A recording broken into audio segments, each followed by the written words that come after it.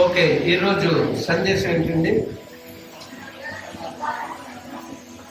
ఏంటమ్మా? కొంతమంది నికానూరు అంటున్నారు, కొంతమంది నికానోరు అంటున్నారు, నికానూరు అంటున్నారు. సో మొత్తం మీద ఏదన్నా సరే నికానోరు దగ్గర కుంటివాని ఆశీర్వాదాలు. ఓకే, నంబర్ 1, ఈ బెంచ్ నుంచి నాకు కావాలా? చెప్పండి, ఒక రిఫరెన్స్ చెప్పండి. ఏంటంటే అపోస్తలుల కార్యం 3వ అధ్యాయం అంట. ఇక్కడ ఉందో చెప్పండి, ఏంటది?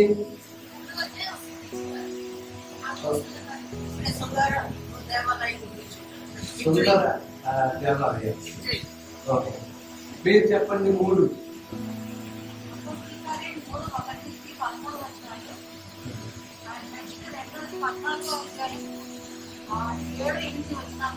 చూసుకుంటే వచ్చేస్తుంది ప్రార్థన. ఇక్కడ రాస్తుంది అంతా చూసుకోండి. ఓకే, 4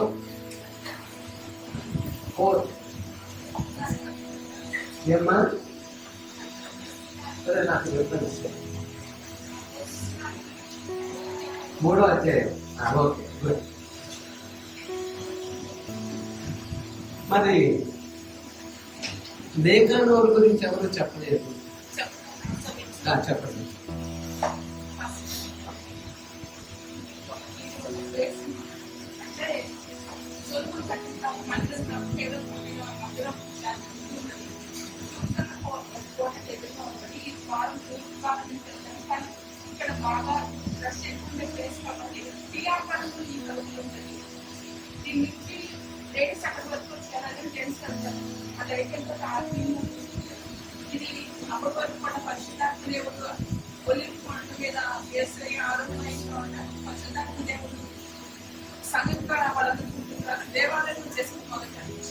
ఓకే, మొత్తం మీద నేను మిమ్మల్ని కన్ఫ్యూజ్ చేయాలంటే మీరే నన్ను నోరు మూయించారు. కరెక్ట్ గా అపోస్తలుల కార్యం 3వ అధ్యాయం అందరూ అదే మాట చెప్పారు. కానీ అన్ని చోట్ల ఈ నికానోరు అనేటువంటి మాట ఎక్కడ కూడా చెప్పబడలేదు. అయితే చరిత్రకారుల్లో కూడా చాలా డిఫరెన్స్ ఉన్నప్పటికీ ఆ గేటు ఏదో ఝాన్సీ చెప్పారు, ఎక్కడైతే ఎక్కువ రద్దీ ఉంటుందో అక్కడ ఒక గేట్ ఉంటుంది, రద్దీ లేని గేట్ ఒకటి ఉంటుంది, వచ్చి వెళ్ళిపోవడానికి ఇన్ అండ్ అవుట్ గేట్లు ఉంటాయి.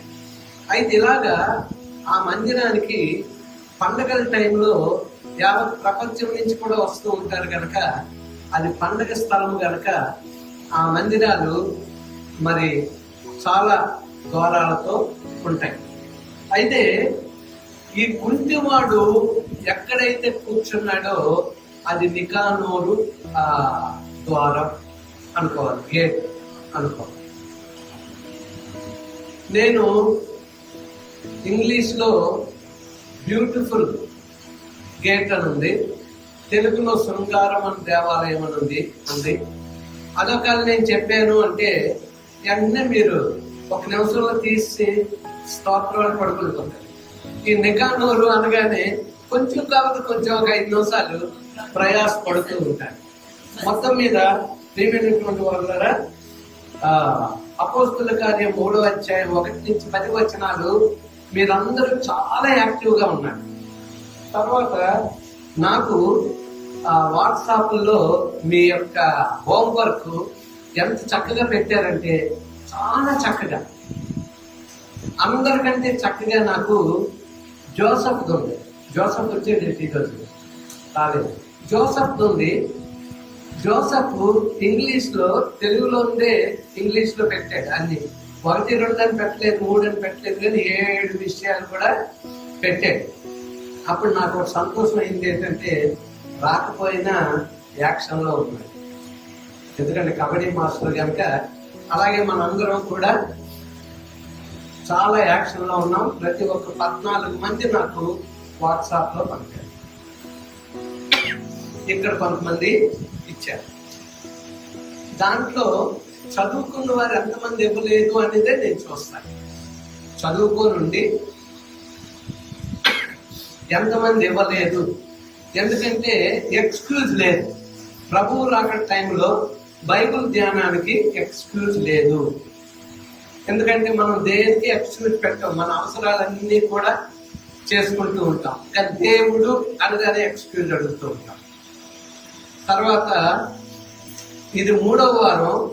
స్విచ్లు మీద మీరు పెట్టండి, ఎల్లు 6 స్టేజు ఇలాంటివన్నీ పెట్టి కొంచెం చెయ్యండి అని చెప్పాను.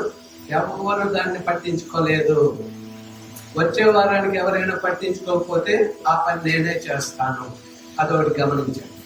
ఇలాగ చెప్పగానే అలాగ చేయడం నేర్చుకోవాలి. వారం దాటడానికి వీల్లేదు. ఆదివారం చెప్పానంటూ వచ్చే ఆదివారానికి రెడీ అవ్వాలి. 8 రోజులు కింద లెక్క మీకు. సో ప్రియమైనటువంటి వాళ్ళరా, మీరందరూ కూడా చాలా యాక్టివ్గా ఉన్నారని నాకు కావాలి. ప్రభు రాకడ దినాల్లో ఉన్నాం. మీరందరూ కూడా వచ్చే వారం కరోడ్పతి కాదు కానీ జ్ఞానపతి, ఈరోజు రాత్రికి మీకు అవి కూడా ఇస్తాను, ఆన్సర్ ఇస్తాను. కిందటి వారాన్ని ఈ వారం క్విజ్ ప్రశ్నలు ఇస్తాను. మీరు ప్రశ్న రాయడం, జవాబు రాయడం, ప్రశ్న రాయడం, జవాబు రాయడం. అలా మీరు వాట్సాప్లో ఈ రోజు అయిపోతే ఈ రోజు, రేపు అయిపోతే రేపు, వచ్చే వారంలోకి ఎవరైనా వాట్సాప్లో పంపలేకపోతే చక్కగా పేపర్ మీద రాసి, చక్కని పేపర్ చిన్న చిన్న ముక్కల మీద వస్తుంది, అది జ్ఞాపకం ఉంచుకోండి. కొనుక్కోండి, A4 సైజు కొనుక్కొని ఆ పేపర్ల మీద, అప్పుడు నేను ఫైల్ చేయడానికి బాగుంటుంది. కానీ ఎంత మొక్క అలాంటి పని చేయండి. కొనండి, దేవుని కొరకు ఒక పేజ్ కొనుక్కొని రాయండి. ఓకే, ఇప్పుడు మనం దేవుని యొక్క సందేశంలోకి వెళ్దాం. అపోస్తుల కార్యం 3వ అధ్యాయం 1 నుంచి 10 వచనాలు మనం చూసుకున్నట్లయితే, అక్కడ అపోస్తులైనటువంటి పేతురు గారు, యోహాను ఇద్దరు కూడా ప్రార్థనా వేళలో, ప్రార్థనా సమయంలో అన్నటువంటి, మరి యూదులకి నియామక సమయాలు ఉన్నాయి. ఏమున్నాయమ్మా? నియామక సమయాలలో వారు గృహంలో ప్రార్థిస్తూ ఉంటారు. తర్వాత కొన్ని సందర్భాలలో, కొన్ని పండుగలలో వారు మందిరంలోనికి వెళ్ళి ప్రార్థన చేస్తూ ఉంటారు. నియామకాల ప్రకారం గృహంలో చేస్తారు, కొన్ని సందర్భాలలో మందిరంలోనికి వెళ్ళి ప్రార్థనలు చేస్తూ ఉంటారు. అదే యూదుల మోడల్ అపోస్తులైనటువంటి వారు కూడా చేస్తున్న రీతిగా ఇక్కడ మనం చూస్తున్నాం. ఇళ్లలో వారు ప్రార్థించారు, మందిరాల్లో వారు ప్రార్థన చేస్తూ ఉన్నారు అని చూస్తున్నాం. ఈ మందిరం మహాహేరోదు పడిపోయినటువంటిది, దానిని పునర్నిర్మాణం చేశాడు. మహాహేరోదు అంటారు. హేరోదు రాజు, ఇతని పేరు మహాహేరోదు. సో ఈ మహాహేరోదు పునర్నిర్మాణం చేసినటువంటి ఈ యొక్క దేవాలయం, నీకానోరు ద్వారం అంటే ఎవరెవరికైతే శరీర దౌర్బల్యం ఉంటుందో అటువంటి వారందరూ, అంటే కుంటివారు, నటివారు, చూపు లేనటువంటి వారు, మరి వినికిడి లేనటువంటి వారు, ఎటువంటి దౌర్బల్యం ఉన్నా అటువంటి వారు అక్కడ కూర్చొని అడుక్కుంటూ ఉంటారు. ఇది నికానోరు గేట్, ఆ స్థలం. సో ఆ స్థలంలో ఏమి జరిగింది అనేది ఇప్పుడు మనం చూసుకోబోతూ ఉన్నాం. ఎందుకంటే అక్కడ చూడండి, దేవతల పేరు కూడా అద్భుతాలు జరుగుతూ ఉన్నాయి. దేవతల పేరు కూడా అద్భుతాలు జరుగుతూ ఉన్నాయి. అందుకే అపోస్తులైనటువంటి వారు నజరేయుడైన యేసుక్రీస్తు నామము అన్నారు. ఎందుకంటే అనేక కృపలు ఉన్నాయి, వారి కృప, వారి కృప, వారి కృప. అందుకు మనం ఏమంటున్నాం? ప్రభు అయిన యేసుక్రీస్తు వారి కృప అంటూ ఉన్నాం. ఆ దినాలలో కూడా మరి దయ్యాల ద్వారా అద్భుతాలు చూడండి. ఆ పుత్రుల దయ్యం పట్టింది, ఆ పిల్ల సోది చెప్తూ ఉంటే మరి కొంతమంది ఆవిడ్ని వాడుకొని సోది చెప్పించి డబ్బులు సంపాదించేవారు. అంటే సోది చెప్పడంలో కూడా కార్యాలు జరుగుతూ ఉన్నాయి, కానీ అవన్నీ కూడా సోది చెప్పడం ద్వారా జరుగుతూ ఉన్నాయి. అవి దేవుని యొక్క ఆశీర్వాదాలు కాదు. అందుకే అపోస్తలులైనటువంటి వారు నజరేయుడైన యేసు నామము అనే ఆ నామాన్ని ఉపయోగిస్తూ ఉండేవారు. అందుకే మనము కూడా ఎప్పుడైనా నజరేయుడైన యేసు క్రీస్తు నామమున అని మనం ప్రార్థించాలి. ఎవరికైనా రోగం ఉన్న ప్రార్థన చేయాలి.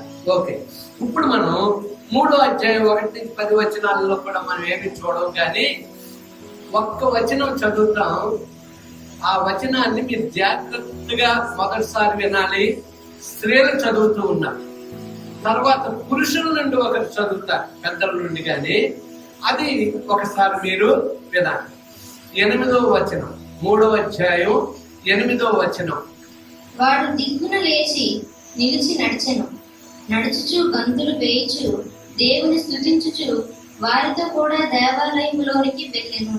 అంతేనమ్మా, చాలు. ఇప్పుడు పురుషుల నుంచి పెద్దలైనా చదవచ్చు. వాడు దిగ్గున లేచి నిలిచి నడిచెను. నడుచుచు గంతులు వేయుచు దేవుని స్తుతించుచు వారితో కూడా దేవాలయంలోకి వెళ్ళాను. వీడికి ఎన్ని ఆశీర్వాదాలు వచ్చాయి. నేనేమన్నాను? నికానోరు ద్వారం దగ్గర కుంటివాని ఆశీర్వాదాలు. ఇక్కడ కుంటివాని ఆశీర్వాదాలు కనబడుతున్నాయి. 8వ వచనంలో ఎన్ని కనబడుతున్నాయో ఇప్పుడు మౌనంగా మీరు అది చదువుకొని లెక్క పెట్టి ఉంచుకోండి. అందరినీ అడుగుతారు మౌనముగా. 8వ వచనం ఒక్కటే చదవండి. ఎన్ని ఆశీర్వాదాలు తనకున్నాయో మీరు గమనించి మనసులో పెట్టుకోండి. అడుగుతారు.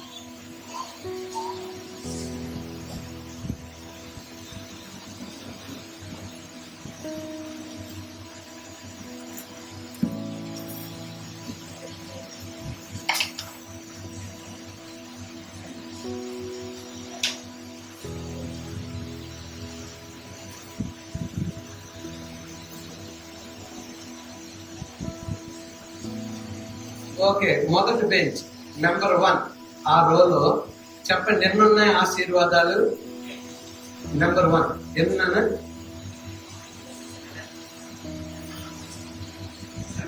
నాకు చెయ్యి ఎత్తి చూపెట్టండి, వేలు చూపెట్టండి. ఎన్ని ఆశీర్వాదాలు? వేలు చూపెట్టండి. 6 ఉన్నాయి. 7 ఉన్నాయి. ఓకే, ఇంకెవరైనా చెప్పగలుగుతారా? మొదటి లైన్. ఓకే, సెకండ్ రో 5 ఉన్నాయి. 4 ఉన్నాయి. ఓకే, ఓకే, 3వ రో 5 ఉన్నాయి. ఇంకా 5 ఉన్నాయి. 5 ఉన్నాయి. 6 ఉన్నాయి. ఓకే, 4వ రో చెయ్యి చూపెట్టండి. 6 ఉన్నాయి. ఓకే, ఎన్ని ఉన్నాయో ఆఖరిని మీరు కౌంట్ చేసుకుంటారు కానీ ఇప్పుడే చెప్పండి. ఒక్కొక్కటి 7 ఉన్నాయి. చూడండి, 8 ఎవరికి లేవు కదా. 7, 6, 5, 4. ఓకే, ఇప్పుడు మనం చూద్దాం. వాడు ఏం చేశాడంటే మొట్టమొదట దిగ్గున లేచి, అది ఒకటి. దిగ్గున లేచి. ఇక్కడ ఒక విషయం మీరు గమనించా ఉండాలి. నజరేయుడైన యేసుక్రీస్తు నామమున అని వాడి కుడి చేయి పట్టుకోగానే లేచాడంట. ఎలాగ లేచాడు? దిగ్గున లేచాడంట. ఇక్కడ బాగా జ్ఞాపకం ఉంచుకోండి. ఇక్కడ అపోస్తలుడు ఉన్నాడు, అక్కడ కుంటివాడు ఉన్నాడు. అపోస్తలుడు ఎప్పుడైతే ఆయన కుడి చేయి పట్టుకున్నారో వాడు దిగ్గున లేచాడు. అంటే వాడు సపోర్టివ్ గా నిలిచాడు అని అర్థం. అంటే అపోస్తలుడు లేచి నిలవమనగానే అపోస్తలుడు ఎత్తలేదు. ఏం చేశాడు? తనే సపోర్టివ్ గా లేచి నిలబడ్డాడు.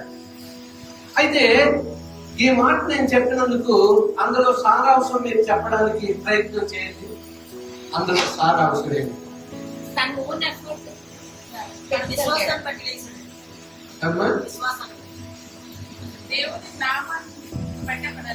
ఓకే, అంటే ఇక్కడ 2 ఉన్నాయి. అపోస్తలుల విశ్వాసం, పేషెంట్ యొక్క విశ్వాసం. అపోస్తలుల విశ్వాసం తర్వాత పేషెంట్ యొక్క విశ్వాసం. రెండు విశ్వాసాలు అక్కడ ఉంటేనే గొప్ప కార్యం జరుగుతుంది. ఎప్పుడు అది నేను నేర్చుకోండి. ఇతరులకు మనం రోగికి బోధిస్తూ ఉన్నప్పుడు కూడా ప్రభు అంటున్నాడు, నీ విశ్వాసం నిన్ను స్వస్థపరచును, మీ విశ్వాసం మిమ్ములను స్వస్థపరచును. అందుచేత ముందు వారికి వాక్యం చెప్పి ప్రభువు నందు విశ్వాసం ఉంచమని చెప్పి, అప్పుడు విశ్వాసంతో మనం ప్రార్థించినప్పుడు, విశ్వాసంతో వారు ఏకీభవించినప్పుడు, అంటే సపోర్టివ్, ఎప్పుడైతే ఏకీభవించారో అక్కడ ఒక అద్భుతం జరుగుతుంది. ఈ వ్యక్తి వీరు మాట్లాడుతూ ఉన్నారు, నజరేయుడైన యేసుక్రీస్తు నామములో లేచి అనగానే వాడు లేచాడంట. అంటే వాడు కూడా విశ్వసించాడు. ఇది చాలా ఇంపార్టెంట్ విషయాలు. మీరు సువార్త కార్యక్రమాలకు వెళ్తారు, అనేక మంది మీ దగ్గరికి ప్రార్థనకు వస్తారు, మీరు అనేక మందిని మందిరానికి నడిపిస్తూ ఉంటారు. నడిపింపబడినటువంటి వారు కూడా విశ్వాసముతో నడిపింపబడాలి. అప్పుడు దేవుని యొక్క కార్యాలు చూస్తాం. కానీ వారికి విశ్వాసం లేకుండా మనం ఎంత ప్రార్థన చేసినా ప్రయోజనం లేదు. మొన్న ఇక్కడ ఒక దయ్యం పట్టినామని ఇక్కడ నేను తీసుకొని వచ్చినప్పుడు భర్త కొడుకు ఇద్దరు కూడా ఏవేవో చెప్తున్నారమ్మా, ఈ దేశ ప్రభు మందిరం అంటే లేదురా, ఇక్కడ శివుడు లేదు అంట. చూడండి, ప్రార్థన వద్దంటున్నది, పక్కనలోనే వేయొద్దంటుంది. ఏమన్నా సిలువ లేదేమి అని అడుగుతుంది, మనల్ని ప్రశ్న వేస్తుంది. చూసారు ఎలా ఉంటారో ప్రశ్న. అందుకంట ఇప్పుడు అయితే పేషెంట్ లో విశ్వాసం ఉండాలి, లేకపోతే నలుగురు వ్యక్తులు ఆ పారాలిసిస్ వాడిని ఎలా అయితే తీసుకుని వచ్చారో వారి విశ్వాసమును బట్టి అయినా. ఇది నెక్స్ట్ టైం నుంచి మనం ఏ పని చేసినా మొట్టమొదట దయ్యం పట్టిన వారు అవ్వచ్చు, అటువంటి వారికి విశ్వాసం రాదు. అప్పుడు భర్త గాని పిల్లలు గాని వాళ్ళకి దేవుని విషయాలు చెప్పి వారి యొక్క విశ్వాసం తల్లిని గాని భార్యను గాని పిల్లలను గాని మరి అద్భుతం చేసి నడిపించగలుగుతారు. ఇక్కడ ఈ వ్యక్తి దిక్కున లేచి అనగానే విశ్వసించి అన్నటువంటి మాట మనం చూస్తూ ఉన్నాం. దిక్కున లేచాడు. ఇంకా మనం ముందుకు చూసినట్లయితే మరి అన్నాడు కదా, ఎవరైనా మీలో రోగి అయి ఉంటే మీరు సంఘ పెద్దలను పిలిపించాలి అంటే అర్థమేంటుంది, నీవు విశ్వసిస్తేనే సంఘ పెద్దల్ని పిలిపించు.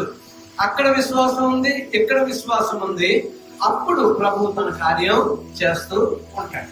ఓకే, ఇప్పుడు మనం ఈ కుంటితనం అనేది మనం చూస్తూ ఉన్నాం. కుంటితనం అది చిన్నప్పటి నుంచి కుంటివాడే, 2 కాళ్ళు లేకపోవచ్చు, ఎవరో తీసుకొని వచ్చి కూర్చోబెడుతున్నారు అని అన్నారు అంటే 2 కాళ్ళు ఎవరు లెక్క, లేకపోతే ఒక కర్ర పట్టుకొని ఒక కాలుతో వచ్చి కానీ వాడిని ఎత్తుకొని తీసుకొని వచ్చి కూర్చోబెడుతూ ఉన్నాడు. 2 కాళ్ళు లేని వాడిగా అక్కడ వాడు కనబడుతూ ఉన్నాడు. ప్రతిరోజు కూడా వాడు ఎంతో డబ్బుని యాచిస్తూ ఉన్నాడు, అడుక్కుంటూ ఉన్నాడు, సంపాదించుకుంటూ ఉన్నాడు. కానీ ఇప్పుడు అపోస్తలులైనటువంటి ప్రభు యొక్క శిష్యులైనటువంటి వారి వైపు కూడా చూస్తున్నారు, డబ్బులు దొరుకుతాయా. కానీ అప్పుడు వారు దయగలిగిన ఆత్మతో, అయ్యో ఈయన కుంటివాడు ఇలా అడుక్కొని ఉండడమేనా, ఇదిగో ప్రభు కార్యం ఇక్కడ జరగాలి అంచేది కుంటివాడు లేచి నిలబడాలి అని విశ్వాసంతో వీరు, మా దగ్గర ఏమీ లేదు, మా దగ్గర ఉన్నదే నీకు ఇస్తాం, మాకున్నది ఒకటే నజరేయుడైన యేసు నామము, మేము రక్షింపబడి ఆయన శిష్యులమై ఈ దినం ఈ మందిరానికి వస్తూ ఉన్నామంటే ఆయన యందు విశ్వాసం అని చెప్పి వారు, మా దగ్గర ఉన్నది నజరేయుడైన యేసుక్రీస్తు నామము తప్ప. అందుకే ఇంకో చోట ఏమంటున్నాడు, ఆకాశం కింద భూమి మీద ఏ నామమున కూడా రక్షణ లేదు, కానీ ఒకే ఒక నామము నజరేయుడైన యేసుక్రీస్తు నామము. సో ప్రియమైనటువంటి వాళ్ళరా, ఇప్పుడు మనం చూద్దాం యెషయా గ్రంథం 60వ అధ్యాయం 1 నుంచి కొన్ని వచనాలు, అంటే 5 వచనాలే, ఎక్కడ ఆగమంటే అక్కడ ఆగండి. యెషయా గ్రంథం 61 నుంచి 5 వచనాలు. నీకు వెలుగు వచ్చి ఉన్నది లెమ్ము, అది నీకు వెలుగు వచ్చి ఉన్నది లెమ్ము, తేజరిల్లుము, యెహోవా మహిమ నీ మీద ఉదయించెను.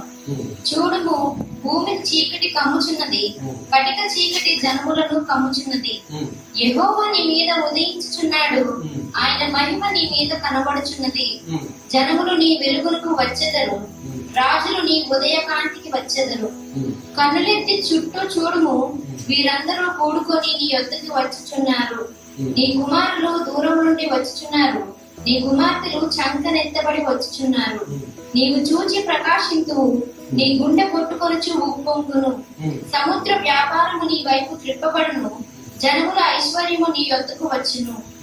ఒంటెల సమూహము మిద్యాను కేయిఫాల లేత ఒంటెలను నీ దేశము మీద వ్యాపించును. వారందరూ షేబ నుండి వచ్చెదరు, బంగారమును ధూప ద్రవ్యమును తీసుకొని వచ్చెదరు. యెహోవా స్తోత్రములను ప్రకటించెదరు. నీ కొరకు కేదారు గొర్రె మందలన్నీ కూడుకొనును. నెబాయోతు పొట్టేళ్లు నీ పరిచర్యకు ఉపయోగములగును. అవి నా బలిపీఠము మీద అంగీకారములగును. నా శృంగార మందిరమును నేను శృంగారించెదను. మేఘము వలెను ఎగయు గుబ్బల వలెను గూళ్ళకు ఎగిసి వచ్చు వీరెవరు? అంతేనమ్మా, చాలు. ఇంకొంచెం కింద కూడా తర్వాత చదువుకోండి. ఇక్కడ నేను చెప్తాను. లెమ్ము ఏమొచ్చిందంట? వెలుగు వచ్చింది. వాడు దిగ్గున లేచాడు. కానీ సంఘముతో దేవుడు అంటూ ఉన్నాడు, నిద్రిస్తున్న నీవు, నులివెచ్చని స్థితిలో ఉన్నటువంటి నీవు, విశ్వాసంలో బలహీనుడైనటువంటి నీవు, మందిరం అంటే ఆసక్తి లేనటువంటి వాడుగా ఉన్నటువంటి నీవు, కరోనా వేళల్లో ఈ 2 సంవత్సరాల్లో చాలా మంది బలహీనులైపోయారు. బైబిల్ చదవడం మానేశారు, ప్రార్థన చేయడం మానేశారు. ఆరాధన అంటే చికాకుగా ఉంది, దేవుడు అంటే చికాకుగా ఉంది, పాస్ట్రా గేస్ట్రా అన్నటువంటి రీతిగా ఉంది, ఎవడైతే నాకేంటి అన్నట్టుగా ఉంది. అంటే మన పరిస్థితి ఏమైపోయింది. కానీ దేవుడు మనల్ని వదలడం లేదు. ఏమంటూ ఉన్నాడంటే, చీకటిలో నీవు ఉండొచ్చు, బలహీనుడుగా నీవు ఉండొచ్చు, అవిశ్వాసంగా నీవు ఉండొచ్చు, పడిపోయిన స్థితిలో, జారిపోయిన స్థితిలో నీవు ఉండొచ్చు. కానీ ప్రభు అంటూ ఉన్నాడు, వెలుగు వచ్చి ఉన్నది, లే. వెలుగు వస్తే ఏం జరుగుతుంది అంటే, ఏమని చదివారంటే, జనములు వచ్చెదరు, రాజులు నీ ఉదయ కాంతికి వచ్చెదరు, కుమారులు వచ్చెదరు, కుమార్తెలు చెంకనెత్తబడి ఉందురు. నీవు ప్రకాశిస్తూ ఉంటావు, ఉప్పొంగే స్థితి హృదయం నీలో ఉంటుంది. నీ వ్యాపారము సీ వ్యాపారం, సముద్ర వ్యాపారం. సముద్రం ఎక్కడుందో అక్కడే గొప్ప వ్యాపారం. సముద్రంలో ఎవరైతే వ్యాపారం చేస్తారో వారు కోట్లకు పడాలని చెప్తారు. పెద్ద పెద్ద వాళ్ళు ఉన్నారు, అందరూ కూడా వారి వ్యాపారాలు అన్ని కూడా సముద్రాల మీదే జరుగుతూ ఉంటాయి. దేశాల నుంచి ఏమైనా రావాలి అంటే షిప్పుల్లోనే వస్తాయి. చిన్న చిన్న వస్తువులన్నీ కూడా ప్లైన్లలో రావచ్చు. కానీ చాలా చాలా దూరం నుంచి వస్తున్న వస్తువులు కంటైనర్స్ లో పెద్ద పెద్ద మరి షిప్పులు, ఆ షిప్పులన్నీ కూడా సామాన్లు తీసుకొని వస్తూ ఉంటాయి. వ్యాపారం అది ఎక్కువ, లక్షలు కోట్ల మీద వ్యాపారం ఉంటుంది. షిప్పు నడాలంటేనే కోట్ల మీద వ్యాపారం ఉంటుంది. కోట్లు ఉంటేనే షిప్పులు కొనగలుగుతాము. అందులో ఉద్యోగస్తులకి జీతాలు నెలకి 5 లక్షలు, 7 లక్షలు, 15 లక్షలు, వారు ఉన్నటువంటి స్థితిని బట్టి. సో ప్రియమైనటువంటి వాళ్ళ, ఇక్కడ మనం చూస్తూ ఉన్నాం ఏంటంటే, వెలుగు వచ్చి ఉన్నది, యెహోవా మహిమ నీ మీద ఉదయించి ఉన్నది. ఇప్పుడు నువ్వేం చేయాలి? లెమ్ము. ఏమంటున్నాడంటే, నీవెక్కడున్నావు, ఎక్కడ పడుకున్నావు? నిద్రిస్తున్న నీవు మేల్కొని చెప్పండి, లెమ్ము, క్రీస్తు నీ మీద ఉదయిస్తున్నాడు అనే ఎఫెసీయుల్లో. సో ప్రియమైనటువంటి వాళ్ళారా, కొడుకులు నీతో వస్తూ ఉంటారంట, కుమార్తెలు నీవు ఎత్తుకుంటావంట, రాజులు, గొప్పవారు అందరూ నీ దగ్గరికి, నీ ఇంటికి వస్తూ ఉంటారంట, నీవున్న సంఘానికి వస్తూ ఉంటారంట. ఎప్పుడు ఆయన వెలుగు ప్రకాశిస్తూ ఉన్నప్పుడు నీవు లేచి నిలబడాలి. కరోనాలో చాలా మంది, ఎక్కువ మంది బలహీనులు అయిపోయారు. సేవకులు బలహీనులు అయిపోయారు. సేవకులు కూడా పేదలైపోయారంట. రాజుల రాజు పిలువబడినటువంటి వారు రాజుల రాజులచే వారందరూ పేదలైపోయారంట. ఏమో అర్థం కావడం లేదు. కానీ కరోనా ఎందుకు వచ్చిందో తెలుసా? నిన్ను నన్ను లేపి ఆయన వెలుగు ప్రకాశింప చేయడానికి, ఎక్కువ సమయం ఇంట్లో ఉండే వాక్యం చదవడానికి. ఇప్పుడు వీధిలోనికి వెళ్తే మాస్క్ లేకుండా, అందుకే ఉన్నాడు ఎక్కువ ఏదైనా పని ఉంటే తప్ప బయటికి ఎవరు రాకూడదు, డోంట్ కమ్ అవుట్ సైడ్ అంటున్నాడు. డిస్టెన్స్ పాటించండి అంటున్నాడు. సాధ్యమైతే ఇంట్లోనే ఉండండి అని అంటూ ఉన్నారు. అందుచేత మనం 2 సంవత్సరాలు కూర్చున్నాం ఇంట్లో, తిన్నాము, బొత్త పెంచాం, కానీ భక్తిని పెంచుకోలేదు. అందుకే దేవుడు ఏమంటూ ఉన్నాడంటే, వెలుగు వచ్చి ఉన్నది, వాక్యపు వెలుగు వచ్చి ఉన్నది, లోకానికి వెలుగైన క్రీస్తు వచ్చి ఉన్నాడు. ఆయన ప్రకాశింప చేయబోతూ ఉన్నాడు. నీ బ్రతుకును మార్చబోతున్నాడు. నీ ఉద్యోగాల్ని, నీ వ్యాపారాల్ని, నీ చదువులను, నీ స్థిరతను అన్ని కూడా మార్చబోతూ ఉన్నాడు. అయితే నీవు నేను నీ యొక్క నా యొక్క ప్రార్థన, నీ యొక్క నా యొక్క వాక్య ధ్యానం ఎంతవరకు ఉంది జ్ఞాపకం చేస్తాను. ప్రభు అంటూ ఉన్నాడు, కుడికి గాని ఎడమకు గాని నీవు తిరగ. చూడండి, 2 పిల్లలు రండి ఇలాగే ఇక్కడికి. ఎవరంటే ఇది అభిషేకుని తన ఫ్రెండ్ స్వరాజ్, 2 రండి.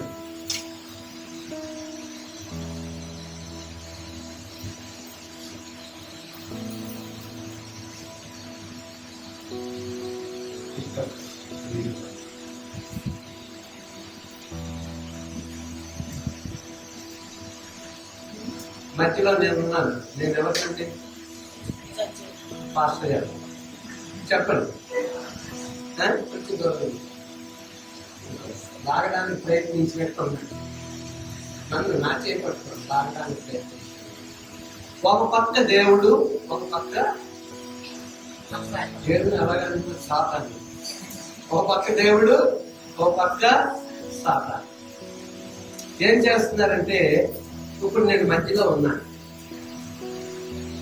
కుడికి గాని ఎడమకి గాని నీవు వెళ్ళొద్దు అని ప్రభు చెప్పాడు. ఇప్పుడు నేను భక్తిహీనతలో ఉన్నాను, దేవుని కొరకు నేను పడిపోయిన స్థితిలో ఉన్నాను అంటే లెఫ్ట్ హ్యాండ్ సైడ్ అల్లాదు అను.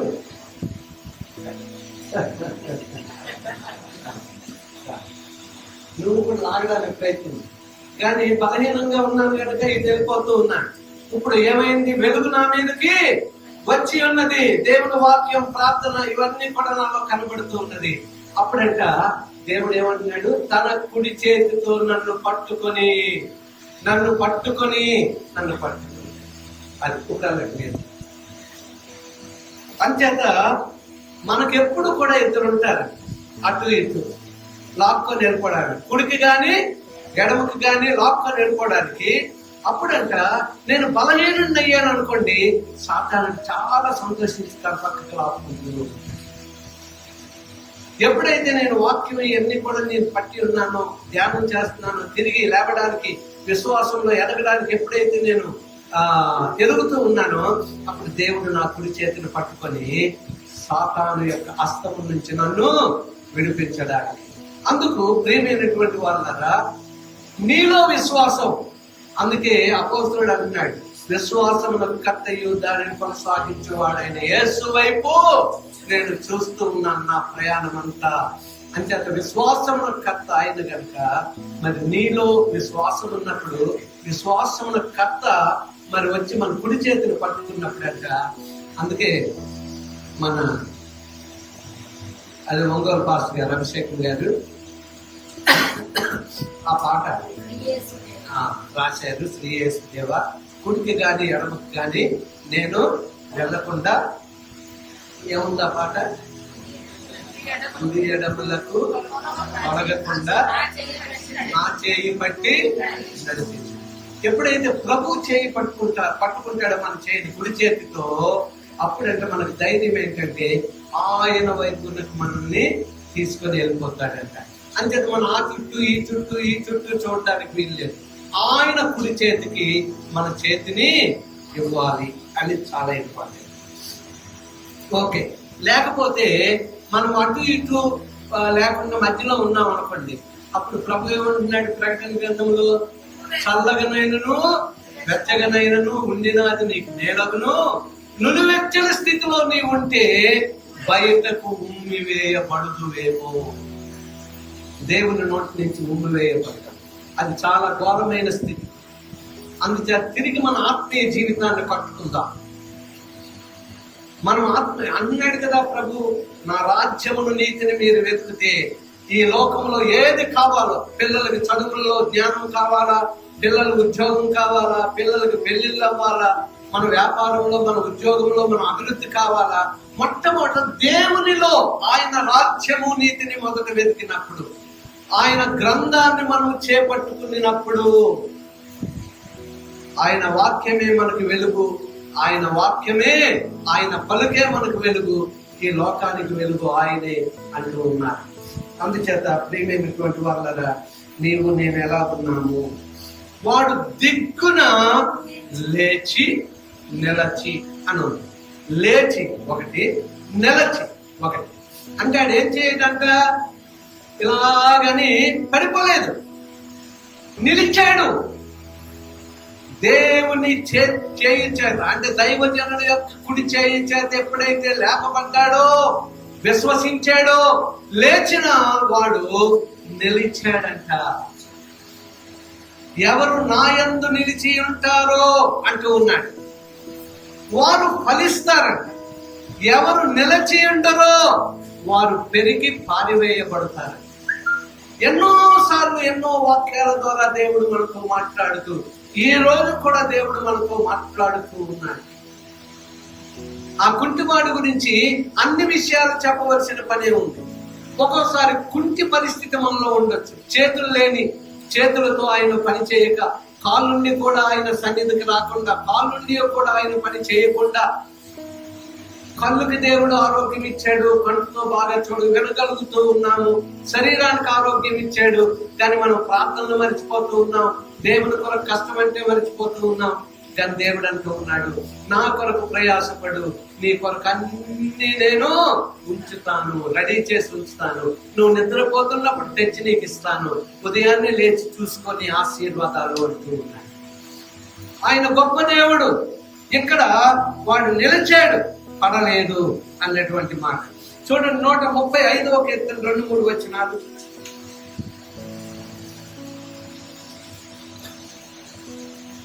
యెహోవా మందిరంలో, మన దేవుని మందిరపు ఆవరణములలో నిలుచుండు వారులారా, యెహోవాను స్తుతించుడి. చూడండి, మందిర ఆవరణములలో నిలచియుండు వారులారా. ఎక్కడ నిలవాలంట?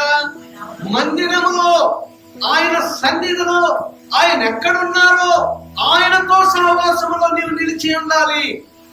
లోకములో అనేక విధాలుగా, వ్యాపారంలో, ఉద్యోగంలో, ఏదేదో ప్రయాసలో మనము లోకములో నిలబడి ఉంటున్నాము. కానీ ఎక్కడ దేవుని యొక్క ఆశీర్వాదం ఉందో, ఎక్కడ దేవుని యొక్క ఐశ్వర్యం ఉందో, అక్కడ నీవు నిలబడినప్పుడు మాత్రమే ఆయన ఆశీర్వాదంలో ఉన్న ఐశ్వర్యం నీవు, నీ కుటుంబము అనుభవించగలుగుతారు. ఆయన ఆవరణంలో మనం నిలిచి ఉండాలి. ఎక్కడ నిలిచి ఉన్నావు సోదరుడా, సోదరి? దేవుడు మాట్లాడుతూ ఉన్నాడు. మొదటున్న భక్తి, మొదటి ఉన్నటువంటి నిలకడ నీలో ఉందా? లేకపోతే నిలకడ లేని స్థితిలో ఉన్నావా? అస్థిరతలో ఉన్నావా? మందిరంలో నివసించు వారులారా, మందిర ఆవరణంలో నిలచి అక్కడ ఏం చేయాలంట? స్తుతించాలి. ఏం చేయాలమ్మా?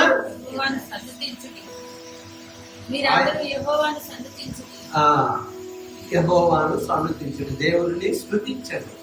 నిలిచి ఉన్న దగ్గర దేవుణ్ణి స్తుతించాలి. నీవి మందిరంలోకి వచ్చినప్పుడు, మనం సిసిసి కుటుంబం కనుక, దేవుడు సిసిసికి మందిరం ఇచ్చాడు కనుక, ఈ మందిరం ఎవరిది? మనది అనండి గట్టిగా. నాది కాదు, నీది కాదు, మనది. ఇటువంటి సుందరమైనటువంటి మందిరం దేవుడు మనకిచ్చినప్పుడు అడుగు పెట్టినప్పుడు నీ హృదయంలో ఇటువంటి గొప్ప మందిరం నీ సన్నిధిలో నేను ఉండడానికి ఇచ్చినందుకు నీకు వందనాలు అని ఎప్పుడైనా చెప్పారా? కూర్చున్నప్పుడు చెప్పారా? లైట్లు చూస్తున్నప్పుడు చెప్పారా? ఈ యొక్క పరిసరం అంతా చూస్తున్నప్పుడు చెప్పారా? లోనకొచ్చింది మొదలుకొని ఎంత పెద్ద సుందరమైన మందిరము మాకు ఇచ్చినందుకు నీకు వందనాలు అని నీవు చెప్పినట్లయితే సుందరమైన ఇల్లు నీకు ఇవ్వబడతాయి. దేవునికి స్తోత్రం కలుగునుగా. నీకు ఇవ్వబడలేదు అంటే నీకు స్తుతి లేదు. నీకు ఇచ్చిన మందిరాన్ని బట్టి నీవు స్తుతించినప్పుడు నీకు గొప్పదైనటువంటి ఇల్లు ఇస్తాడు. ఏమ్మా ఇల్లు ఉందా అంటే ఏముందండి, చిన్న బెడ్రూమ్ మాత్రమే ఉంది. చిన్న బెడ్రూమ్ ఉంది, 2 కాలు మోపే చిన్న కిచెన్ ఉంది, ఒక కుర్చీ వేసుకొని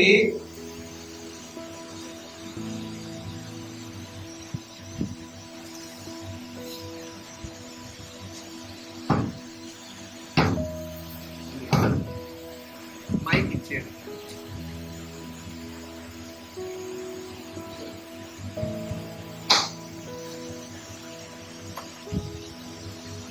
తర్వాత ఇది మామూలుగా పెట్టేసి తర్వాత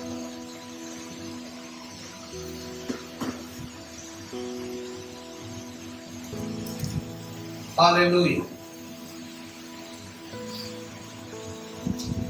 చిన్నదండి బెడ్రూమ్. ఏదో అమ్మా ఏనాడు కూడా చిన్న బెడ్రూమ్ అన్నది ఎప్పుడు మంచి ఇల్లు ఇచ్చాడండి. ఏమన్నారు మీరు? అంటే చిన్న బెడ్రూమ్ ఇచ్చామంటే దేవుడికి నువ్వు చెప్తున్నావా? ఆ చిన్న బెడ్రూమ్ లేని వారు ఎంతమంది ఉన్నారో తెలుసా? కారిపోతున్న రేకుల సెట్లో, కారిపోతున్న తాటాకింట్లో ఎంతమంది ఉన్నారో తెలుసా? అంటే మనం పట్టణానికి వచ్చాము కనుక తెలియడం లేదు, కానీ రోడ్డు మీద అడుక్కున్న వారికి ఎక్కడున్న ఇల్లు చిన్న డేరా, ఆ డేరాలో నుంచి మన నీళ్లు కారడం. చలిలో ఉంటారు, వర్షంలో ఉంటారు, ఎండలో ఉంటారు. ఎప్పుడు నువ్వు చిన్నదనకుండా మందిరానికి వస్తూ ప్రభువా నాకు ఇచ్చిన ఈ మంచి మందిరాన్ని బట్టి నీకు వందనాలు, నీ సన్నిధి ఎక్కడ ఉందో అక్కడ కూర్చోవడానికి కృపనిచ్చే వందనాలు, నాకు ఇచ్చినటువంటి భవనాన్ని బట్టి నీకు వందనాలు అంటా ఉంటే నీకు 3 పిల్లలు అనుకో 3 ఇళ్ళు ఇస్తాయి. నీకు 3 పిల్లలు అయితే 5 పిల్లలు అయితే 5 ఇళ్ళు ఇస్తాయి. చాలా మంది తల్లులు ఈ స్టీల్ ప్లాంట్ కట్టినప్పుడు కూడా కార్డులు ఉన్నా లేకపోయినా కొనేసుకొని ఓ 10 మంది పిల్లలకు కూడా కొంతమంది తల్లులు స్థలాలు ఆక్యుపై చేసి వాళ్ళకి కట్టేసి ఇచ్చారు. తల్లులు అనుకుంటే ఏ పనైనా చేస్తారు. తండ్రి మేసం తిప్పుతాడు తప్ప ఇల్లు సంపాదించాడు. తల్లి సంపాదిస్తాడు. తండ్రి సంపాదించిన, తల్లి సంపాదించిన ఆ సంపాదనలో ఆశీర్వాదం లేకపోవచ్చు, కానీ దేవుడు నీకు ఇచ్చిన ఇంటిలో నీకు ఆశీర్వాదం. మా నాన్నగారు సంపాదించింది, తాతలు సంపాదించింది ఉంటే సాత్మలోనే మేము ముందు, కానీ ఎవ్వరు సంపాదించింది లేదు కనుక ఇప్పుడు మేము దేవుని ఆశీర్వాదంలో ఐశ్వర్యాన్ని అనుభవిస్తూ ఉన్నాం. మొన్న కూర్చొని మేము మాట్లాడుకుంటున్నప్పుడు సోదరి అంటుంది, మా దగ్గర ఏది లేదండి, దేవుడు మాకు ఇచ్చింది తప్ప అత్తింటి వాళ్ళు ఇవ్వలేదు, పుట్టింటి వారు ఇవ్వలేదు. దేవుడు మాకు ఇచ్చిందే మాకుంది, అందులో ఐశ్వర్యం ఉంది, ఆనందం. అంతేనాడు కూడా చెన్నీళ్ళు అనొద్దు. రోజు నువ్వు దేవుని మందిరానికి వచ్చి దేవా నీవు నాకు ఇచ్చిన మందిరం బట్టి నీకు వందనాలు అంటే చాలు. వాక్యం నీలో ఫలిస్తాది, నీ అవసరతలన్నీ తీర్చబడతాయి. అందుచేత యెహోవా సన్నిధిలో నిలిచి ఉండు వారులారా. ఎన్నో కీర్తన చదివాం? 135వ కీర్తన చదివాము. ఇప్పుడు 134వ కీర్తన 1-3 వచనాలు. యెహోవా సేవకులారా, యెహోవా మందిరంలో రాత్రి నిలుచుండు వారులారా, మీరందరూ యెహోవాను సన్నిధించుడి. చూడండి, యెహోవా సన్నిధిలో రాత్రి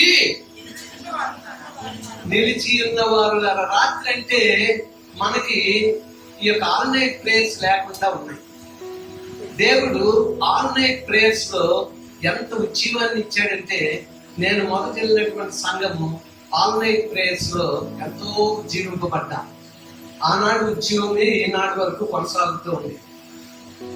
ఆ దైవజనులు, ఆ ఉపవాస ప్రార్థనలు, రాత్రికాల ప్రార్థనలు అవి ఎంతో చక్కగా జరిగేవి. దానికి పరుగున వెళ్ళేవారు. పండగలంటే మనం పరిగెడతాం, కానీ ఉపవాసం అంటే మనం పరిగెడతాం. రాత్రి ప్రార్థనలు లేవు. కానీ ప్రియమైనటువంటి వాళ్ళ ప్రార్థన చేయండి. ప్రభువా, ఇంత మంచి మందిరాన్ని నీవిచ్చావు, రాత్రికాల ప్రార్థనలో ఇక్కడ మేము గడపాలి. దేవుని చిత్తమైతే అక్టోబర్ నుంచో నవంబర్లోనో ముందు కాలువ పడుతుంది, గ్రాంట్ అయింది. ఆ కాలువ వచ్చిన తర్వాత కోర్టు ఆటోమేటిక్ గా వస్తాయి. లైట్లు లేవు ప్రభు, అది లేదు ప్రభు అని. మరి పక్కన ఉన్నటువంటి మన ముస్లిం సోదరులు లైట్లు ఉన్నా లైట్లు లేకపోయినా వాళ్ళు రాత్రికాలం వచ్చి ప్రార్థనలు చేసుకుంటున్నారు, లైట్లు వారే పెట్టుకున్నారు. అయితే నేను మీ గురించి ఆలోచిస్తాను. మీరు కూడా అబ్బా మంచి పాస్టర్ గారు దొరికారని ఆదివారం ఒక రోజు వస్తే చాలు, శుక్రవారం విన్నా నిలిపోయినా పర్వాలేదు అని చెప్పి అనుకుంటూ ఉంటారు. ఎవరు అడుగుతారు లేదు. మనం నేను అడిగిన తర్వాత తెలిసింది, పాస్టర్ గారికి తెలిసిపోతున్నాయి. నొక్కితే చాలు బట్టని ఎంతమంది చూసారు చూడలేదు తెలిసిపోతుంది. ఇది ఒకటి బాగుంది. నాకు ఇంతకుముందు నాకు తెలిసి ఇస్తారు. మనం ఇల్లు వచ్చి ఎంతమంది విన్నారో లేదో అంటే చూపెట్టాను కానీ దొంగలు దొరుకుతాయి. ఇంకా అక్కడి నుంచి లిల్లీని అడగడం లేదు, నేనే నొక్కి చూస్తున్నాను అందరూ చూసారా లేదా. సో ప్రియమైనటువంటి వాళ్ళ రాత్రి నిలిచిండు వాళ్ళ యెహోవా మందిరంలో నిలిచిండు వాళ్ళ నిలిచి ఉండాలి. ఈ లేచిన వ్యక్తి కుంటితనం పోయింది, ఒక ఆశీర్వాదం. పుట్టుక కుంటివాడు, ఎవరో మోసుకొని వస్తున్నటువంటి వారు ఇప్పుడంట వాడు లేచాడు. ఎలా లేచాడు? నజరేయుడైన యేసుక్రీస్తు నామములో. లేచినటువంటి ఆశీర్వాదం చతికిల పడేవాడిగా కాకుండా నిలిచి ఉండేవాడిగా రెండవ ఆశీర్వాదం. ఓకే, మూడో ఆశీర్వాదం ఏంటంట? నడిచాడు. ఎంత ఆనందం అంటే ఆడికి పుట్టికి నుంచి కూడా ఆడికి నాకు తెలియదు. తల్లిదండ్రులు వాడు నడిచేవాడిగా చూడండి. ఎప్పుడైతే కాళ్ళు వచ్చేసాయో నడుస్తూ ఉన్నాడట. అది మూడవ ఆశీర్వాదం. నడుస్తూ ఉన్నాడు. ఎవరితో నడుస్తూ ఉన్నాడు? నజరేయుడైన యేసుక్రీస్తు సేవకులతో నడుస్తూ ఉన్నాడు. ఆయన నామములో నడుస్తూ ఉన్నాడు. ఆయన మాటను బట్టి నడుస్తూ ఉన్నాడు. పేతురు నీళ్ళ మీద నడిచినప్పుడు ఆయన మాటను బట్టి నీళ్ళ మీద నడిచాడు. ఈ వ్యక్తి కూడా అపోస్తలుల యొక్క మాట ద్వారా లేచాడు, నిలచాడు, నడుస్తూ ఉన్నట్లుగా మనము చూస్తూ ఉన్నాము. నడుస్తూ ఏమి చెయ్యాలి? మందిరములోనికి. మందిరంలో నడుస్తున్నటువంటి వారు ఎక్కడ నడుస్తున్నారో తెలుసా? పరలోకానికి నడుస్తూ ఉన్నారు. నడిచి లోనికి వచ్చిన మీరందరూ కూడా ఎక్కడికి నడుస్తూ ఉన్నారు? పరలోకానికి నడుస్తూ ఉన్నారు. అది మీ మనసులో పెట్టుకోండి. అప్పుడు శక్తి వస్తుంది. యేసుతో నడిచినప్పుడు, ఆయన వాక్యం మీద నడిచినప్పుడు, ఆయన మాట మీద నడిచినప్పుడు, ఆయన మందిరంలోనికి నడిచినప్పుడు, ఆయన మందిరంలో నిలిచి ఉన్నప్పుడు నీవు పరలోకము వైపు ఉన్నావు. ఆనందించాలి, కృతజ్ఞతాస్తుతులు చెల్లించాలి, స్తుతించాలి, గణపరచాలి. ఆ రీతిగా. అందుకే బెతెస్దా కోనేరు గురించి అనేక మార్లు మనం చూసుకున్నాం. యోహాను 5లో బెతెస్దా కోనేరు దగ్గర 38 సంవత్సరాల నుంచి వాడు అక్కడ పడి ఉన్నాడు. 38 సంవత్సరాలు. 38 సంవత్సరాలు కూడా అక్కడే ఉన్నాడు. అక్కడి నుంచి కదలటం లేదు. ప్రభు వచ్చి అడుగుతూ ఉంటే ప్రభు అని తనకు తెలియదు కనుక, ఏమయ్యా 38 సంవత్సరాలు అయిపోయింది సార్, ఎవరు కూడా నాకు సహాయము చేయడం లేదు, నా మట్టుకు నేను పడాలంటే నాకు శక్తి చాలదు. 38 సంవత్సరాలు ఓపికతో చెప్పండి మీరు ఉన్నాడు. నా వెనకాతలు మీరు పూర్తి చేసేవారు. వాడు 38 సంవత్సరముల నుండి ఓపికతో, గట్టిగా చెప్పాలి, కూర్చున్నాడు అని చెప్తున్నాడు. ఎంతమంది కలిసి వాడు ఓపికతో ఉన్నాడు గనుక యేసయ్య వాడి దగ్గరికి వెళ్ళాడు. ఎవరూ లేనప్పటికీ ఎవరైనా వచ్చినట్లయితే ఎత్తి దాని మీద పడేస్తాడంతే ఆ నీటిలో. అలాగే ఎవరైనా మధ్యలో సహాయం చేసి ఉండొచ్చు, కొంత డబ్బులు ఇచ్చి పని వాళ్ళని పెట్టుకుని ఉండొచ్చు. కానీ 38 సంవత్సరాల నుంచి ఓపికతో ఉన్నటువంటి ఈ ఓపికతో ఉన్న వాడి దగ్గరికి యేసయ్య వచ్చంట, అడుగుతూ ఉన్నాడంట, వాడు కథ చెప్తూ ఉన్నాడంట. అప్పుడు ప్రభు ఇంకేమీ అనలేదు. ఏమన్నాడంట అక్కడ? ఏమ్మా, నీవు స్వస్థత పొందకోరుచున్నావా అన్నాడు.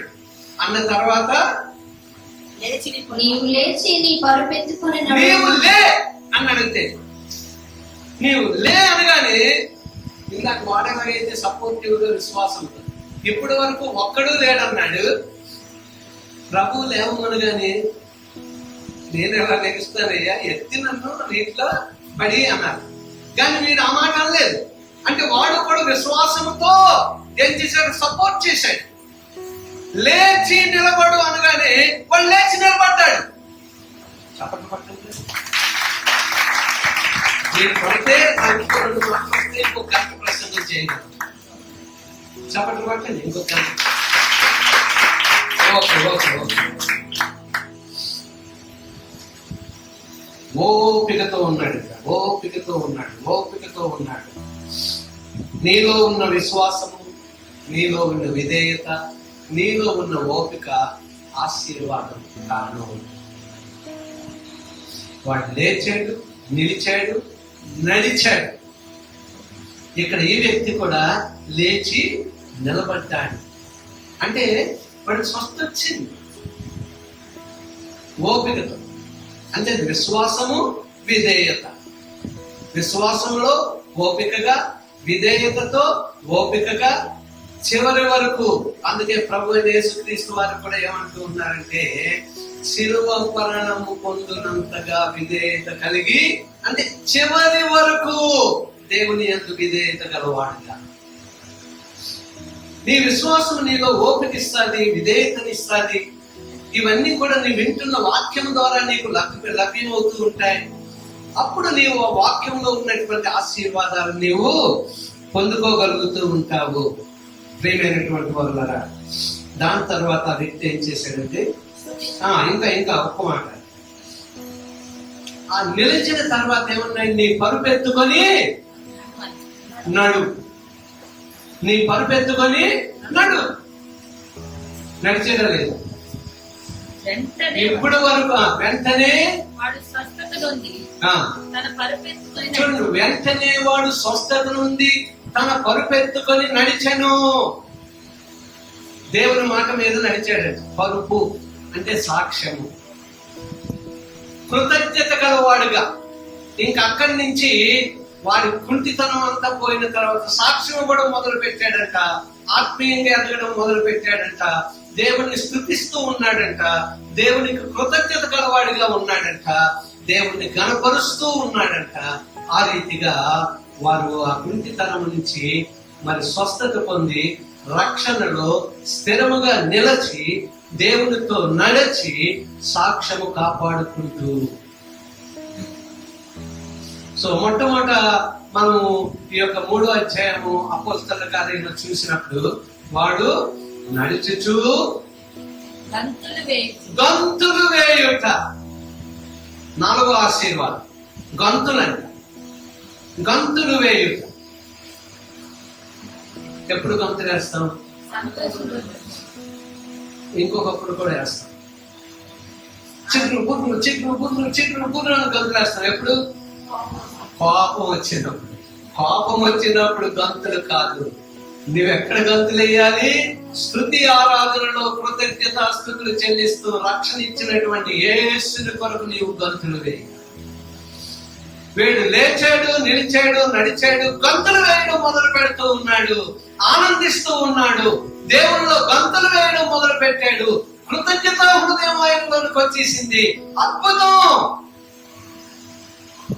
వాడు ఎటువైపు నడాలో తెలుసండి. మొట్టమొదట నీవు నేనైతే ఏం చేస్తాం? నేనైతే కాలు రాగానే అపోస్తలులతో మీరు ఇక్కడే ఉండండి, మా అమ్మ నాన్నకి చూపెట్టి వస్తాను నా కాలు, నా భార్యకి చూపెట్టి వస్తాను నా కాలు, నా పిల్లలకు చూపెట్టి వస్తాను నా కాలు అన్నాడు. మనం అలాగే అంటాం, నేను అలాగే అంటాను. కానీ వీడేం చేస్తున్నాడంట?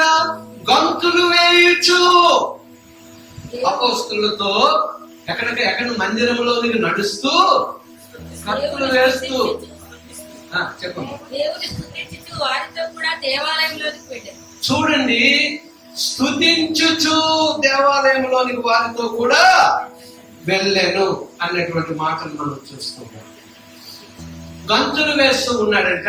5వది స్తుతిస్తూ కృతజ్ఞత హృదయం గలవాడిగా ఏం చేస్తాడు? దేవాలయంలోని. ఈ మధ్యకాలంలో దేవుడు దేవాలయం దేవాలయం దేవాలయం దేవాలయం అంటే మనం తట్టుకోవడానికి వీలు లేదు. దేవాలయానికి నీవు రావాలి, ప్రభు శరీరంలో రక్తంలో పాలు పంపులు పొందాలి. ఏ క్షణం ప్రభు వచ్చినా స్థిరతగా కృతజ్ఞత గలవాడిగా నిలిచి ఉన్నవాడిగా ప్రభు సన్నిధిలో ఓపికతో ఉంటూ విశ్వాసంతో ఉంటూ విధేయతతో ఉంటూ పరలోక రాజ్యానికి ఏ క్షణంలో పిలిచినా ఎత్తబడ్డానికి నీవు నేను సిద్ధంగా ఉంటాను. స్తుతిస్తూ ఆయన గణపరుస్తూ. సో ప్రియమైనటువంటి వాళ్ళరా, మన సాక్ష్యం కాపాడుకుంటూ పాటలు పాడుతూ మనం దేవుని స్తుతిస్తూ. చాలా మంది ఎందుకమ్మా చర్చికి రాలేదు అంటే, ఏం చేశాడండి దేవుడు, ఏదో చేస్తాడని వచ్చాం. అమ్మా పాస్టర్ చేస్తా రెండోసారి నాతో మాట్లాడు. కోపం, దేవుని మీద కోపం, పాస్టర్ గారి మీద కోపం, చర్చి మీద కోపం. ఆ కోపం ఎవరి మీద? కోపం ఎవరి మీద? ప్రేమించబడి వల్ల దేవుని మందిరం కొరకు, మందిరంలో మనం ఉన్న వారు ధన్యులు. ఒలివ మొక్క వలె మనం ఉండాలి. దేవుడు అంటూ ఉన్నాడు, అలా మనం ఎదగాలి. దేవుని గణపరిచేవారిగా ఉండాలి. ఒలివల నూనె ఇచ్చేవారిగా ఉండాలి. ఆ నూనెతో దీపం వెలిగించేవారిగా ఉండాలి. దీపం వెలిగిస్తూ కృతజ్ఞత కలిగి స్తుతిస్తూ దూపం మారకుండా నిత్య ప్రార్థనలతో రాత్రంతయు ఆయన సన్నిధిలో వేచి ఉండి ప్రార్థించేవారిగా ఉండాలి. నీవు నేను ఎలా ఉన్నా ఆలోచన చేసుకున్నా. హల్లెలూయా పాట అందరు లేచినారు. హల్లెలూయా పాట, యేసయ్యా పాట,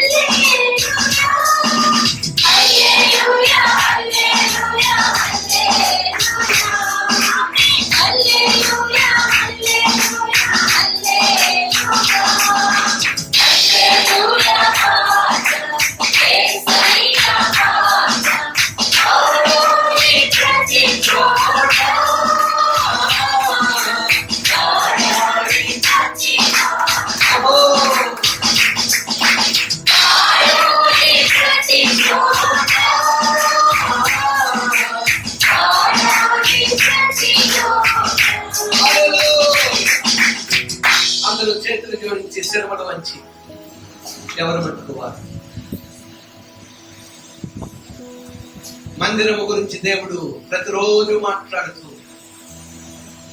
ప్రతి ఆదివారము మాట్లాడుతూ, ఆ దినములు సమీపిస్తున్న కొలది మరి ఎక్కువగా మీరు అలాగ చేయొచ్చు. ఎలాగ చేయొచ్చు? కూడికగా గుంపుగా ఆయన ఆరాధించే వారిగా అలాగ చేయుట ఇంకా ఎక్కువగా జరిగించాలి అని ఆయన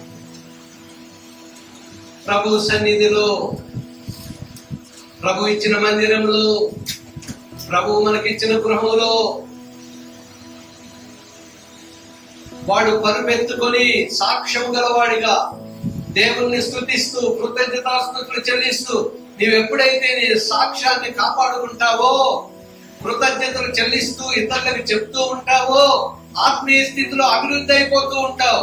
నీ యొక్క ఇల్లు అభివృద్ధి అవుతుంది, వ్యాపారం అభివృద్ధి అవుతుంది, ఉద్యోగాలు అభివృద్ధి అవుతాయి, పిల్లలు అభివృద్ధి అవుతారు, వారి చదువుల్లో అభివృద్ధి అవుతారు. నీ ప్రతి అవసరత దేవుడు తీరుస్తాడు. ఇంటికి యజమానిగా ఆయన ఉంటాడు, విశ్వాసముల కత్తిగా ఆయన ఉంటాడు, అద్భుతములు చేయవాడుగా ఆయన ఉంటాడు.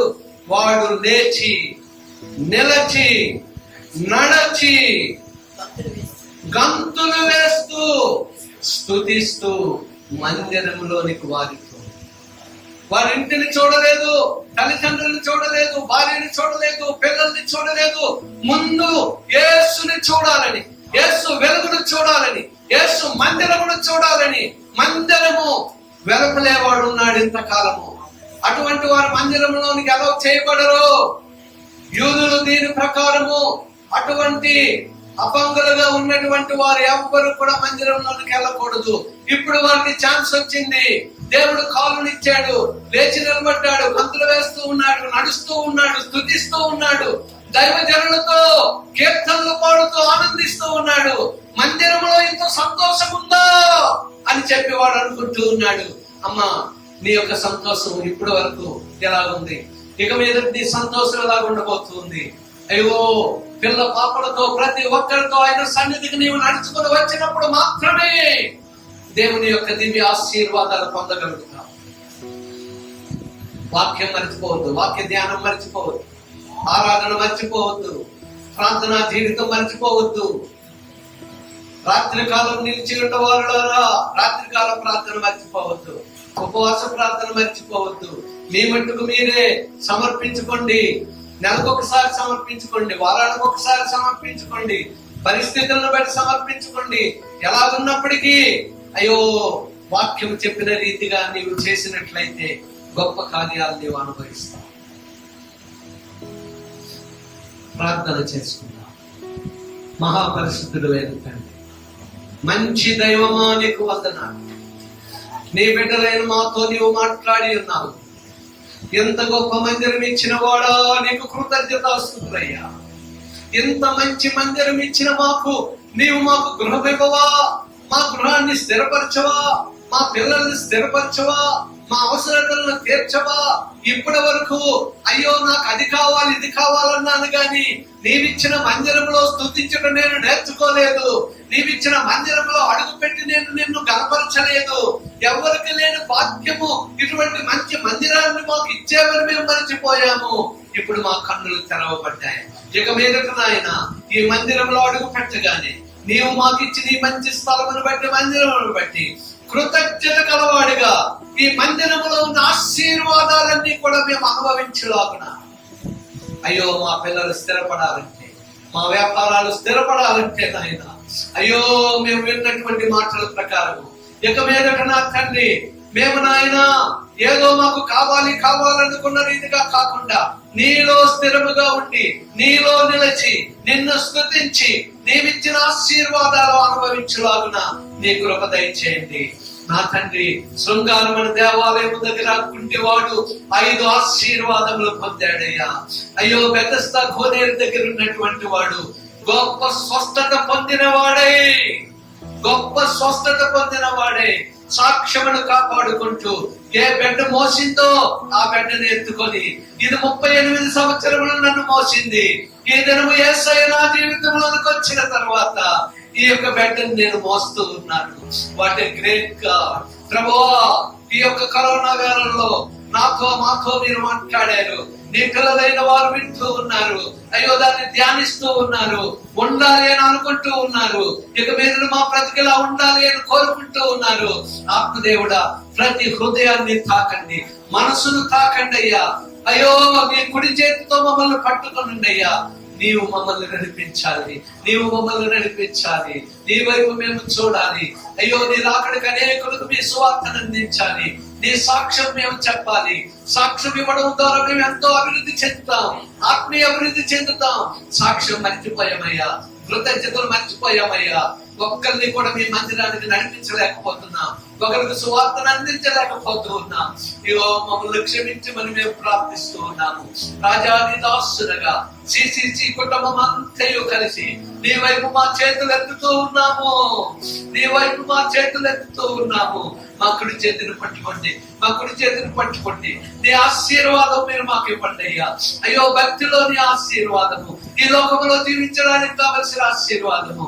అయ్యో మా కళను పైకెత్తుకుని నేను కనపరిచే వారిగా ఉన్నటువంటి ఆశీర్వాదము నీవు మాకు దయచేయండి.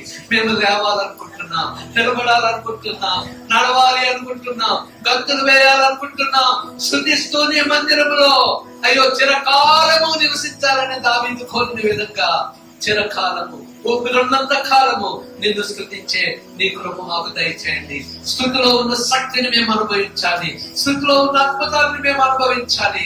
ఆయన ఎంతమంది అనారోగ్యంతో ఉన్నారు, వారిని ఇప్పుడే నీవు ముట్టండి, ఇప్పుడే నీవు ముట్టండి. నీ యొక్క గాయపడిన హస్తము చాకండి నాయన. యెహోవా రఫాని వాగ్దానాన్ని క్లెయిమ్ చేస్తూ నీ బిడ్డల మీద నీ స్వస్థతను ప్రకటిస్తూ ఉన్నాము. నీ మాటను పంపి నాయన రాలేడు వారికి కూడా స్వస్థత నీవు దయచేయండి.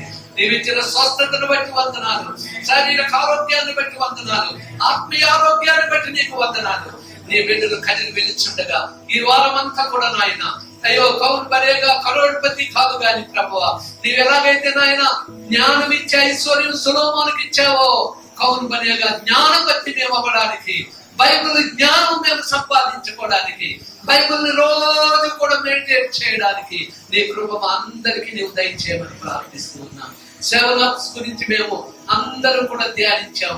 ఇంకా ఏవైనా ఉంటే రాత్రి నీవు మాతో మాట్లాడు నాయన. ఇక మీదట వాక్య జ్ఞానంలో నీకు ముందుకు సాగడానికి కృప దయచేయి.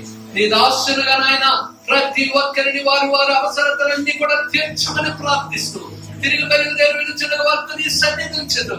అలాగే ఈ యొక్క గాలి తుఫానులు బట్టి ఎవరికి ఎటువంటి ప్రమాదం లేకుండా నీ కాపుదల భద్రత ప్రతి ఒక్కరికి, మా పట్టణానికి, మా రాష్ట్రానికి, మా దేశానికి, అలాగే నీ బిడ్డలైన మాకు అనుగ్రహించి నడిపించి బలపరిచి కాపాడండి. యేసు దివ్య నామమును బట్టి వేడుకొంచు ప్రార్థిస్తున్నాము తండ్రి, ఆమేన్. యేసు రక్తమే శిలువ రక్తమే ప్రభు యేసు నామమునకు సంపూర్ణమైన విజయం కలుగునుగా. ఆమేన్. నా ప్రాణమా యెహోవాను స్తుతించు, నా అంతరంగమంతా సమస్తమై నా ప్రాణమా యెహోవాను స్తుతించు. ఆయన చేసిన ఉపకారంలో దేవుని మరొకము. ఆమేన్. తొట్టిల్లకుండా కాపాడుటకు సర్వశక్తి కలిగినటువంటి యేసు క్రీస్తుమైన దివ్యమైన ప్రేమ, ఆయన కుమారుడైన యేసు క్రీస్తు వారి కృప, పరిశుద్ధాత్మ దేవుని యొక్క దివ్య సన్నిధి సహవాసం మనకు తోడుగా ఉండి ఆయన రాకడికి సిద్ధపరిచి అనేకులు సిద్ధపరిచే కృపను గ్రహించి సార్వత్రిక సంఘమును కూడా దీవించి నడిపించి బలపరిచి కాపాడుగా. ఆమేన్. హల్లెలూయా, హల్లెలూయా, హల్లెలూయా. అందరికి వందనాలు. ప్రభువు మిమ్మల్ని దీవించుగాక.